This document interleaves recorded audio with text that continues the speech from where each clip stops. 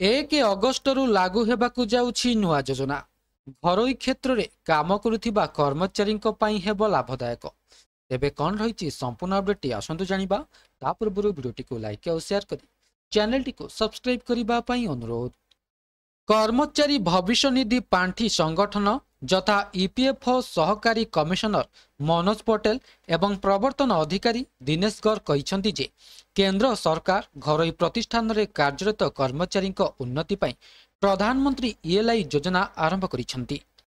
ଇପିଏଫ୍ଓର ସହାୟକ ଆୟୁକ୍ତ ମନୋଜ ପଟେଲ ଏବଂ ଏନଫୋର୍ସମେଣ୍ଟ ଅଫିସର ଦିନେଶ ଗର ଏହି ସୂଚନା ପଞ୍ଜାବର ଧୁରୀସ୍ଥିତ କେଆରବିଏଲ ଔଦ୍ୟୋଗିକ ଇକାଇରେ ଆୟୋଜିତ ଏକ ଜାଗରଣ ସେମିନାରରେ ପ୍ରଦାନ କରିଛନ୍ତି।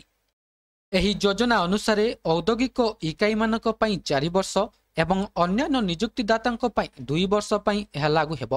ଇପିଏଫ୍ଓ ସହ ପଞ୍ଜୀକୃତ ପ୍ରାୟ 7,83,00,000 ପିଏଫ୍ ହିତାଧିକାରୀଙ୍କୁ ଦେଶରେ ଥିବା 150ଟି କାର୍ଯ୍ୟାଳୟ ମାଧ୍ୟମରେ ଏହି ଯୋଜନାର ସୁବିଧା ପ୍ରଦାନ କରାଯିବ। ଏହି ଯୋଜନାରେ ପଞ୍ଜୀକରଣ ପ୍ରକ୍ରିୟା 1 ଅଗଷ୍ଟ 2025 ଠାରୁ ଆରମ୍ଭ ହୋଇ 31 ଜୁଲାଇ 2027 ପର୍ଯ୍ୟନ୍ତ ଚାଲିବ। ଏହି ଯୋଜନା ଅଧୀନରେ ମାସିକ 1 ଲକ୍ଷ ଟଙ୍କା ପର୍ଯ୍ୟନ୍ତ ଦରମା ପାଉଥିବା କର୍ମଚାରୀମାନେ ମଧ୍ୟ ଏହାର ଲାଭ ଉଠାଇ ପାରିବେ। ଏହି ଯୋଜନା ଅନୁସାରେ ପ୍ରଥମ ଥର ପାଇଁ ନିଯୁକ୍ତି ପାଉଥିବା କର୍ମଚାରୀମାନଙ୍କୁ 15,000 ଟଙ୍କାର ଆର୍ଥିକ ସହାୟତା ବାର୍ଷିକ 2ଟି କିସ୍ତିରେ ପ୍ରଦାନ କରାଯିବ। ପ୍ରଥମ କିସ୍ତି 6 ମାସ ସେବା ପରେ ଏବଂ ଦ୍ୱିତୀୟ କିସ୍ତି 12 ମାସ ସେବା ଓ ଆର୍ଥିକ ସାକ୍ଷରତା କାର୍ଯ୍ୟକ୍ରମ ସମାପ୍ତ କରିବା ପରେ ମିଳିବ।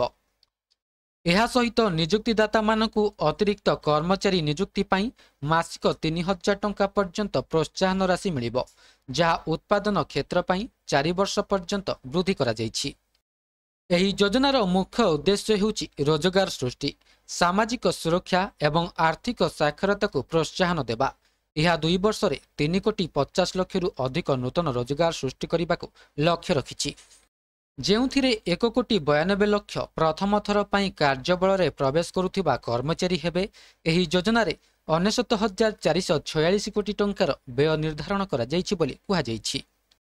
ଏହି ଯୋଜନା ବିଶେଷ କରି ଉତ୍ପାଦନ କ୍ଷେତ୍ରକୁ ପ୍ରୋତ୍ସାହନ ଦେବା ସହିତ ସମସ୍ତ କ୍ଷେତ୍ରରେ ରୋଜଗାର ସୁଯୋଗ ସୃଷ୍ଟି କରିବ। ଇପିଏଫ୍ଓ ସହ ପଞ୍ଜୀକୃତ ନିଯୁକ୍ତିଦାତାମାନଙ୍କୁ ଅତି କମ୍ରେ 6 ମାସ ପାଇଁ ନିରନ୍ତର ନିଯୁକ୍ତିରେ ଅତିରିକ୍ତ କର୍ମଚାରୀ ନିଯୁକ୍ତ କରିବାକୁ ହେବ, ଯେଉଁଥିରେ 50ରୁ କମ୍ କର୍ମଚାରୀ ଥିବା ପ୍ରତିଷ୍ଠାନ ପାଇଁ ଅତି କମ୍ରେ 2 ଜଣ ଏବଂ 50 ବା ତଦୁର୍ଦ୍ଧ୍ୱ କର୍ମଚାରୀ ଥିବା ପ୍ରତିଷ୍ଠାନ ପାଇଁ ଅତି କମ୍ରେ 5 ଜଣ କର୍ମଚାରୀ ନିଯୁକ୍ତି କରିବା ଆବଶ୍ୟକ ହେବ।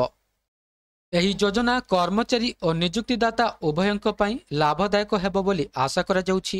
ଏହା ନିଜ କ୍ଷେତ୍ରରେ ରୋଜଗାର ସୃଷ୍ଟି ବୃଦ୍ଧି କରିବା ସହିତ ଆର୍ଥିକ ସ୍ଥିରତା ଓ ସାମାଜିକ ସୁରକ୍ଷା ପ୍ରଦାନ କରିବ ବୋଲି କୁହାଯାଇଛି।